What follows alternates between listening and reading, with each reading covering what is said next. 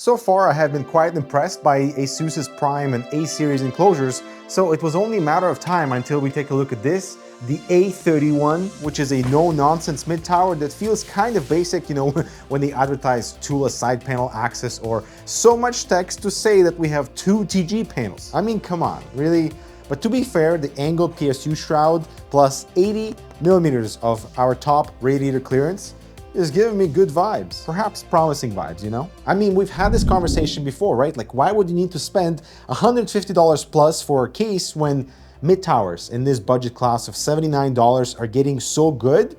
You don't necessarily need to even think about spending more, especially not for the A31 Plus model that includes 4 120mm fans that are RGB. They look okay, but at that price point, man, ASUS is out of touch.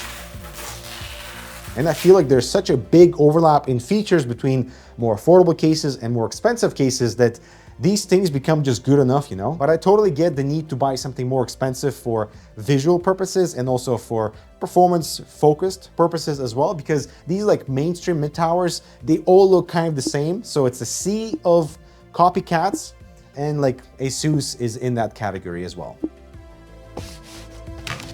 I have no complaints on packaging, everything arrived nice and safe. We have thick padding on the interior of the main box. The case is available in black or white, which is expected in the market these days, and my preferred one is the black one just because there's some slight discrepancy in color variation between the white panels on the exterior and on the interior. Some are slightly warmer, some are cooler, whereas the black one, everything just looks consistent. I do appreciate the small tint on the black model, but without any color cast, and the same thing with this very beautiful and visible, you know, white interior with just that slightly blue corner of where the two glasses meet. Design-wise, this thing is not convoluted, but it's leaning towards the boring side. It is very mainstream. There's like 1,000 different cases that look like this. I do appreciate the cleanliness of the enclosure and how everything is visible because of the 2 tempered glass panels. We have some design ID for our bottom section of the enclosure. All of the ventilation pattern is consistent throughout. I do not like the AIO placement because in case you still position your enclosure at the bottom on the floor, good luck accessing this. It's good that we have dual USB-A's and USB-C Gen 2x2, which is great. But why did they have to label the ports? I think it looks messy with the text. Weirdly, both of the USB-A ports are extremely tight going in and out. So in case you're plugging in those tiny receivers, you're going to need to have some serious finger power to get them out. There's almost this weird scratchiness that happens when you pull them in and out.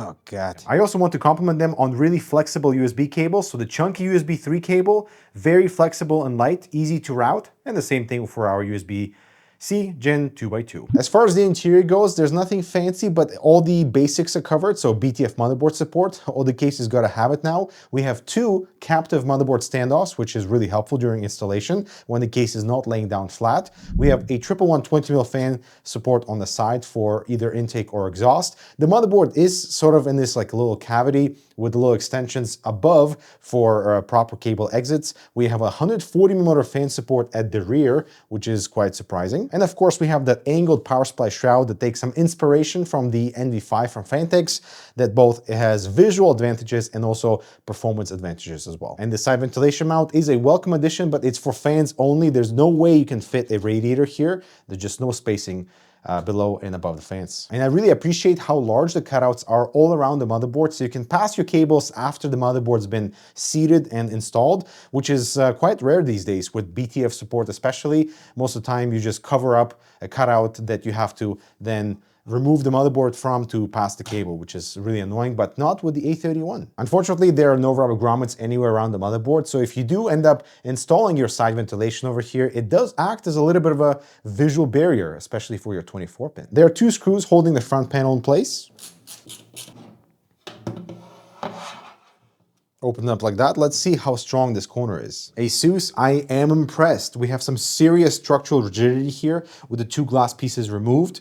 Like, this is not even bending. Awesome job on this corner support. Also, for a case this light, they did a fantastic job with build quality. I'm holding this entire case just by the motherboard tray, and it's not flexing anywhere. We do have some sections that are slightly thinner, but overall, this feels way more premium in this price class. Like, no way can it compare to what Corsair is offering with their thin metals. This even feels better than the Fantex G400, for example, series. And I would say it's kind of on par with like the latest Meshify 3 from Fractal. The rear side panel, for example, is almost entirely solid, and normally you would see this flexing too much. This thing is rigid. It's properly solid, nice thickness on the metal, so no compromises in build quality with the A31, but unfortunately, they did have to drop the ball in some other places. I don't know why side panels have gotten so much worse lately, and ASUS is no exception. We do have 2 thumb screws per panel, which can easily come out. They are captive, but they, right now, for example, as soon as I just undo 2 circles, it's already starting to come out from its mount. But the most annoying part, once these 2 are out, you slide it back, and there's nothing to catch the panel.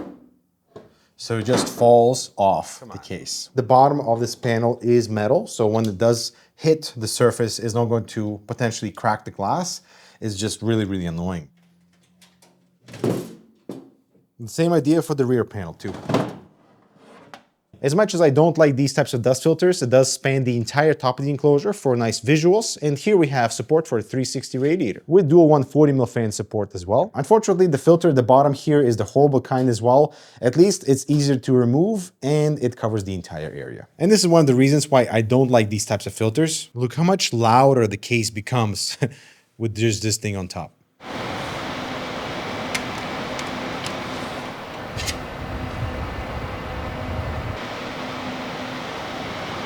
Weirdly, ASUS advertises the whole power supply shroud cooling, etc., but the bottom of the case is not properly ventilated to complement the cooling that would be applied on top of the power supply. So what do? Let's fog it, shall we? Just to see if those Shroud fans do anything. The first thing you notice with 3 Shroud fans installed is that it's only sucking in air directly from the bottom. And we've seen this many times before, from Lee, from Antec, from Corsair, from NZXT. They all perforate the very bottom of the enclosure so that if you are mounting fans on the power supply shroud, those fans can actually breathe. But ASUS did not get the memo apparently. And the idea behind the angle is to give you a little bit more volume underneath the fans for it to intake air, but also to balance that airflow from the tempered glass kind of going around the GPU. And so the fans on the GPU don't have to fight with the additional turbulence of the airflow. So that makes sense in theory, it just doesn't really work in practice. And then it was really interesting to notice how air gets recirculated back into the enclosure from the top, just because the entire width of the top panel is ventilated, and so the air gets sucked right back in via that small gap that is present between the 120mm fans and the rear panel. I also fully took advantage of the height availability above the motherboard for a push-pull configuration with our 360 AIO, which is totally overkill, but it is possible and it's not bumping into any of my motherboard components. And as long as you pre-route the 8-pin cable, for example, which is not accessible anymore after the 360 radiator installation, you'll be totally fine. And it's pretty fascinating to see this vertical column of air exiting from the top, which makes sense. We have 9 fans going in that direction. I am surprised this bottom piece is not ventilated, given how much attention is given to the power supply shroud ventilation, as you know, especially with the additional angle. Here you can take it off with just 2 screws. It's metal, it's very solid, but then it reveals nothing over here. Like there's no functionality of taking it off. I have seen this time and time again, but I just don't understand why this ventilation pattern on the power supply shroud has to be so restrictive, because it is extremely noisy at higher RPM. 900 RPM, 1600 RPM, 2600 RPM. Very likely you're not going to be running 2600 RPM fans on the power supply shroud, but I wish that companies would take that more seriously when it comes to ventilation pattern and noise. Now the fans in the side position are not quiet, but there is way more space behind them and the side panel, so the sound profile is way more pleasant, just sounds like a really fast fan.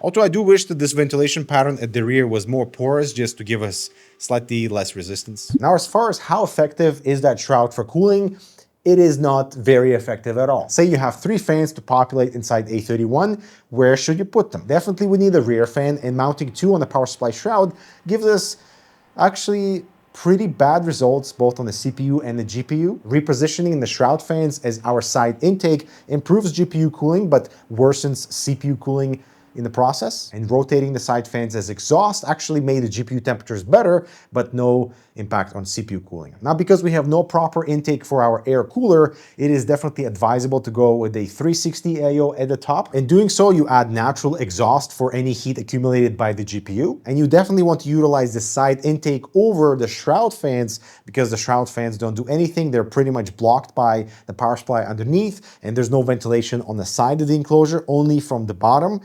But the side intake is way, way more open. Now here's a funny part. I wanted to use ASUS's Prime AIO. I've never worked with them before. So I was like, let's just see what the experience is like, because it has an LCD. Very easy to swap out the fans for my P28s. That was no problem at all. But as soon as I booted up, it wasn't even recognized in Armoury Crate software. And I was wondering, hold on a second, what is going on? So you have to download its own driver software in order to be able to even configure different themes or change between CPU and GPU cooling, which I actually prefer over Armoury Crate software. So just a right click, change different themes, and you only have CPU or GPU information, so it's very limited in what it can do. Really unfortunate you cannot configure the color of the background, for example, to match the rest of your stuff, but at least you don't have to deal with Armoury Crate software. I do not like these basic Velcros because you cannot create proper tension.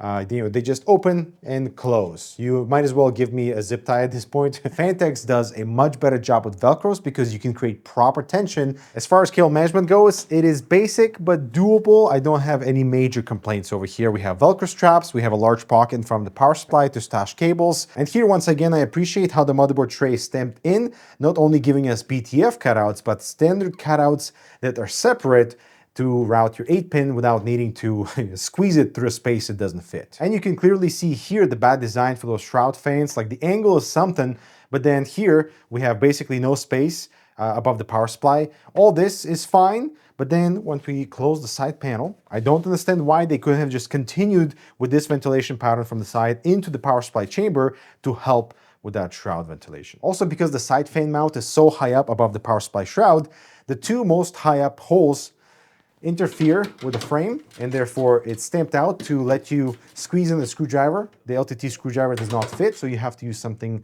slimmer. Your accessories are color-coded, so silver for the white model and just standard black with the black. But interestingly, I've never seen this before. So we have clear zip ties included, plenty of them, which is awesome. But we also have just standard cable ties. They're quite soft and of course reusable. I ended up using a few of these when routing the cable for the Shroud fans. I didn't want it to just completely stick out, and it worked perfectly fine. And of course, the long screws are included for mounting the fans to that power supply shroud. Our storage bracket is not so easily accessible just because we have two screws at the very bottom that we have to remove first. So this thing can house dual SSDs and two 3.5-inch drives simultaneously. I would say this is pretty good storage density for two pieces of stamped metal, but I do miss the days when we had everything on little rails so that it's easier to swap in and out. In general, everything looks pretty decent and in place with the A31, despite my stupid push and pull configuration for the 360 AIO. And this made me realize I don't like the angled fans on the power supply shroud because there's nothing else angled. Like, if this was angled to complement the shroud fans, maybe that would have made more sense visually.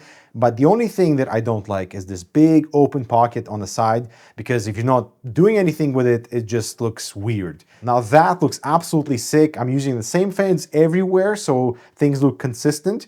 And now this is not longer just an open pocket, but something filled in. And you can still use 30mm fans without interfering with the GPU. And I would say this for 2025 is going to be absolutely enough. Now, do I wish we had a top fan bracket that was removable? Sure, that would have made things a little bit easier, but we have so much width until the motherboard that installing our crazy setup here was not an issue at all, not bumping into any of our hardware pieces. And it's just a prime example of how easy it is not to recommend a case when you feel like it's just $10 too expensive. Like, if this thing was 69 bucks, absolutely. Go for it. And actually, ASUS has often sales, so for $69 and below, this would be a steal. Even though it doesn't have any fans, most cases in the $69 category have like maybe one exhaust fan, which is just electronic waste at this point. So hopefully you have some fans that you can populate into this thing, because build quality is absolutely impressive. At this price point, like definitely beats out the competition easy. And by competition, I mean Corsair. You know my beef with the latest 4000. It's definitely better what Cooler Master offers at this price point. The only real competitor here would be Lee & Lee, and they've done such a good job establishing a solid reputation in this exact price bracket. So ASUS has some really tough competition with the 207, the 217, and beyond. But as they say, this was definitely a good meal. I would come back for more, especially in the Prime series and the A series. Excited to see that whole portfolio expand to give us more options. I'm Dmitry, thanks so much for watching. What you think of the A31, let me know in the comments, and I'll talk to you in the next video.